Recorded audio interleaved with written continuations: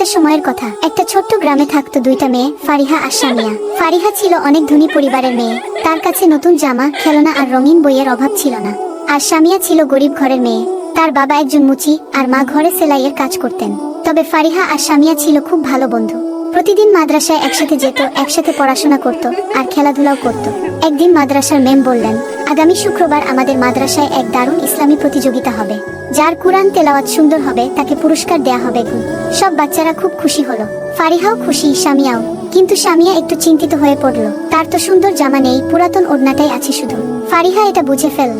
সে মায়ের কাছে গিয়ে বলল, আম্মু, আমি আমার নতুন ওড়না আর একটা নতুন জামা সামিয়াকে দিতে চাই, ও যেন আত্মবিশ্বাস নিয়ে প্রতিযোগিতা অংশ নিতে পারে। তার মা বললেন, মাশাআল্লাহ বেটা, তুমি অনেক সুন্দর কাজ করছো, আল্লাহ তোমার এই সৎকার বদলা অবশ্যই দেবেন। পরের দিন ফারিহা সামিয়াকে জামা ও ওড়নাটা দিল। সামিয়ার চোখে পানি চলে এলো, সে খুশিতে ফারিহাকে জড়িয়ে ধরল। শুক্রবার হলো প্রতিযোগিতা।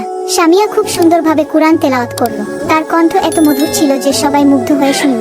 শেষে ঘোষণা এলো, সেরা তেলাওয়াতকারীর পুরস্কার জিতেছে সামিয়া। সবাই হাততালি দিল আর ফারিহা খুশিতে তাকিয়ে রইল। বাড়ি ফেরার পথে ফারিহা বলল, আলহামদুলিল্লাহ, আমি জানি তুমি জিতবে। সামিয়া হাসল আর বলল, আল্লাহ তোমার ভালো কাজের পুরস্কার তোমাকেও দেবেন ইনশাআল্লাহ।